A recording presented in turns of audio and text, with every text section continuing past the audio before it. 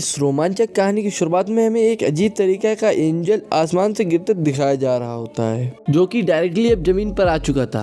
उस एंजल का नाम माइकल होता है, जो काफी ज्यादा घायल भी होता है। वो सबसे पहले अपने शरीर में लगे घाव को ठीक करता है और निकल पड़ता है वेयर हाउस की तरफ। उस वेयर हाउस के अंदर काफी सारे वेपन रखे हुए थे, जिनकी कीमत लाखों करोड़ों डॉलर में थी। माइकल पता नहीं क्यों उन सारे हथियारों को अपने बैग में भरने लगा था, यानी कि वो वेयर हाउस में रखे सारे कीमती हथियारों की चोरी कर रहा था। जब वो सारे वेपन अपने बैग में लेकर बाहर आता है तो दो पुलिस वाले उसका रास्ता रोक लेते हैं। उन पुलिस ऑफिसर्स ने माइकल के ऊपर गोली चलाना भी स्टार्ट कर दिया था, लेकिन माइकल को इससे कोई भी फर्क नहीं पड़ता, मानो उसकी बॉडी जैसे अपने आप रिकवर हो जा रही थी। अब माइकल ने काफी ज्यादा फुर्ती का यूज करके उन दोनों पुलिस वालों को पकड़ा और वहीं पर जान से मार दिया। माइकल को तो ये सारी चीजें एक खिलौने जैसी लग रही थी। इंसानों को मारना तो माइकल के लिए खिलौने जैसा हो गया था। माइकल अपने सारा सामान लेकर वहाँ से निकल जाता है। अब हमें जंगल के किनारे एक छोटा सा होटल दिखाया जाता है, जिसका नाम हेवन था।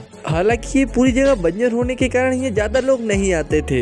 इस होटल के ओनर का नाम बॉब होता है और उसका एक जीप नाम का बेटा भी था। जीप अपने कमरे में सोया हुआ था, तो उसे बहुत ही अजीब तरीके के विजन आ रहे थे। ये विजन बहुत ही ज्यादा खतरनाक होते हैं, इसीलिए जीप अपने सपने से उठकर बाहर आ गया होता है, जहाँ पर एक चेरी नाम की लड़की बैठी होती है, जिससे कि जीप बहुत ही ज्यादा प्यार कर रहा था। जीप चेरी को बताता है कि मुझे बहुत ही अजीब तरीके के सपने आ रहे होते हैं, लेकिन चेरी तो उसके ऊपर ध्यान नहीं दे रही थी, क्योंकि वे अपनी ही प्रॉब्लम में फंसी हुई थी।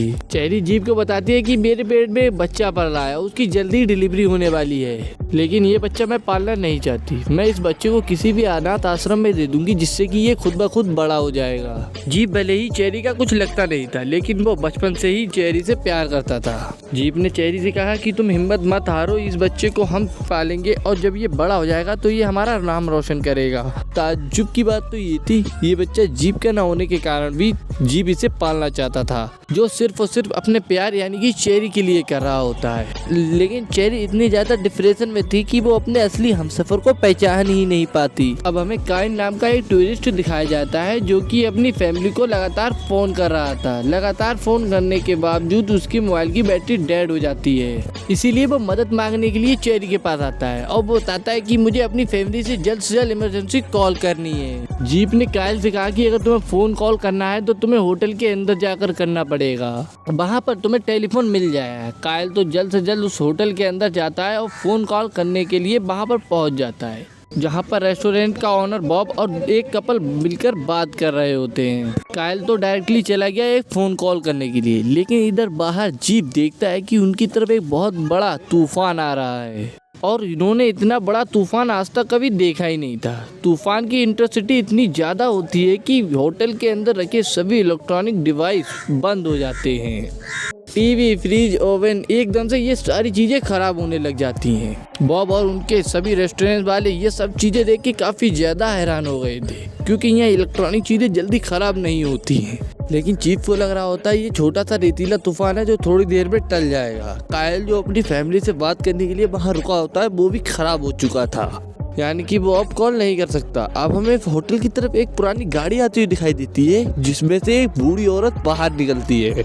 वो बूढ़ी औरत तो खाना खाने के लिए रेस्टोरेंट के अंदर ही चली जा रही थी। फिर वहाँ बैठे कपल उस बूढ़ी औरत से पूछते हैं कि तुम्हारे शहर का हाल कैसा है, क्योंकि बूढ़ी औरत दूसरे शहर से बिलोंग करती थी और यहाँ पर खाना खाने आती थी। उस बूढ़ी औरत ने तो सिंपली कह दिया था कि सब कुछ खत्म होने वाला है और इस शहर का कोई भी इंसान अब बचेगा नहीं। चेरी तो बूढ़ी औरत का ऑर्डर लिखने चली जाती है। ऑर्डर लिखने के बाद बूढ़ी औरत उससे अपना नाम पूछती है और बताती है कि तुम और तुम्हारे पेट में पल रहा ये बच्चा कोई भी अब बचेगा नहीं। और रेस्टोरेंट के सभी लोग ये बात सुनकर काफी ज्यादा शॉक हो जाते हैं। उन दोनों कपल में से आदमी उठकर कहने लगा था कि आखिर तुम ये कह क्या रही हो, और वो आदमी काफी ज्यादा भड़क जाता है और इससे सब कहते हुए उस बूढ़ी औरत के पास चला जाता है। बूढ़ी औरत भी शांत नहीं हो रही होती है, तभी वे गुस्से में आकर उस आदमी के गले पर ही काट लेती है। देखते ही देखते वो औरत एक आदमखोर बन गई थी। ये सब नजारा देखकर रेस्टोरेंट के सभी आदमी बहुत ज्यादा डर जाते हैं। उस औरत का तो पूरा बिहेवियर ही चेंज हो गया था और वो दीवार पर उल्टा चलने लगी थी। अब यहाँ कस्टमर की प्रोटेक्शन के लिए जीप के फादर बॉब ने अपनी गन निकाल ली थी और धक्का लगने के कारण उसकी बंदूक नीचे गिर जाती है।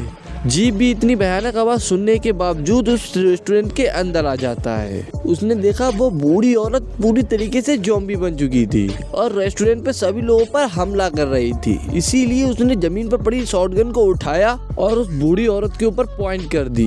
बूढ़ी औरत ने तो गिड़गिड़ाकर कहा कि प्लीज मुझे तुम मत मारो। जीप ये बहुत सीधा इंसान था, इसीलिए वो बूढ़ी औरत के ऊपर गोली नहीं चलाता, लेकिन बूढ़ी औरत के अंदर बसा ज़ॉम्बी जीप के ऊपर हमला करने लगता है। तभी कायल जो कि रेस्टोरेंट में फोन करने आया था, उसने अपनी गन निकाली और बूढ़ी ज़ॉम्बी के ऊपर फायर कर दी और वो बूढ़ी औरत वहीं के वहीं मर जाती है। अब वो दूसरा आदमी जिसके बूढ़ी औरत ने काट लिया था और उसे तुरंत के तुरंत हॉस्पिटल ले जाया जा रहा होता है। उस आदमी की कुछ ही समय में बहुत ज्यादा हालत खराब हो जाती है। उस घायल आदमी को वो लोग गाड़ी में बैठाकर दूसरी तरफ ले तो जा रहे थे, लेकिन सामने से आ रहा तूफान, जो तूफान उनकी तरफ बढ़ रहा होता है वो कोई नॉर्मल तूफान नहीं था। उसमें छोटे छोटे इंजेक्ट मौजूद होते हैं जो कि इन सबको चारों तरफ से घेर रहे होते हैं। अब इस तरीके से वो कार आगे नहीं ले जा पाएंगे, इसीलिए वो लोग अपनी कार मोड़कर रेस्टोरेंट की तरफ चलने लगते हैं। जीप और उनके बाकी साथियों को कुछ समझ नहीं आ रहा था कि ये हो क्या रहा है।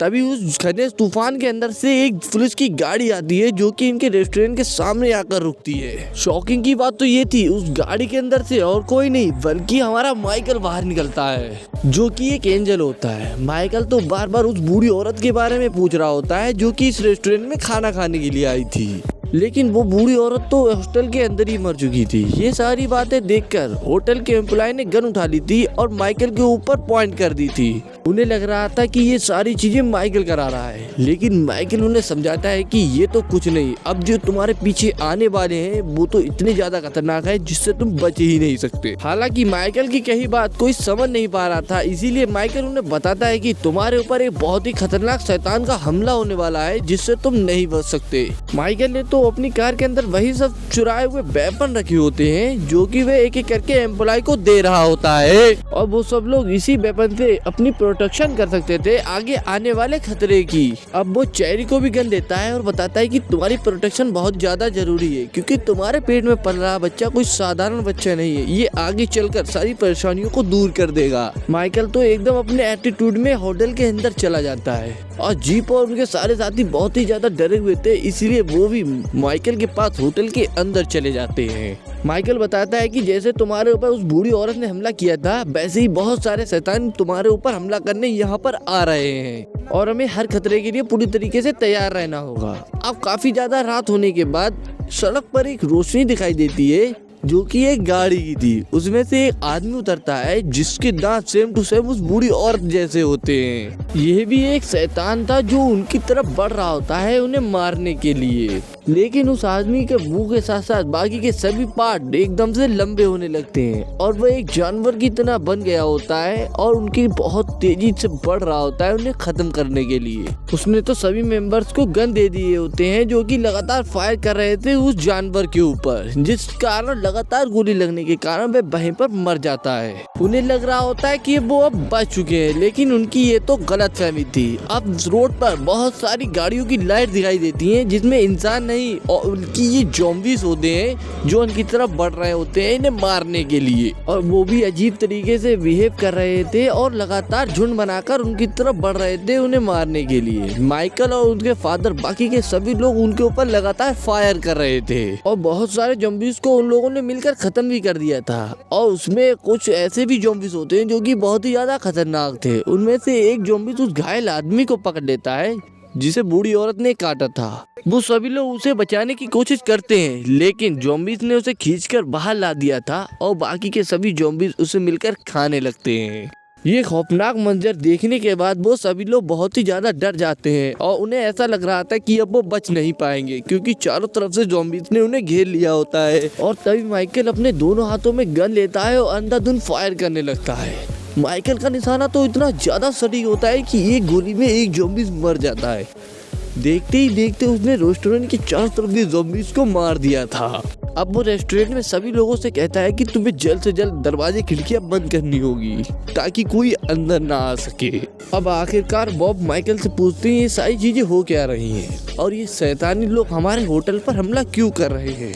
तभी माइकल जाकर उन सबको बताता है कि इस दुनिया से इंसानियत पूरी तरीके से खत्म हो चुकी है और इंसानों का भगवान से भरोसा उठ चुका है और एक इंसान दूसरे इंसान के बारे में अच्छा सोचता ही नहीं और दूसरे इंसान को चोट पहुंचाना चाहता है, जिस कारण से ईश्वर नाराज हो गए और उन्होंने पृथ्वी पर कुछ ऐसे लोगों को भेजा जो कि इंसानों को खत्म कर रहे हैं। हालांकि ईश्वर ने ये सारी चीजें पहले भी की थी, जिससे कि तुम लोग एपोकलिप्स कहते हो, जिससे कि काफी ज्यादा खतरनाक बीमारियां पृथ्वी पर छोड़ी गई थी जिससे कि इंसान खत्म हो जाए, लेकिन तुम इंसानों ने इससे बचने का भी एक रास्ता निकाल लिया था।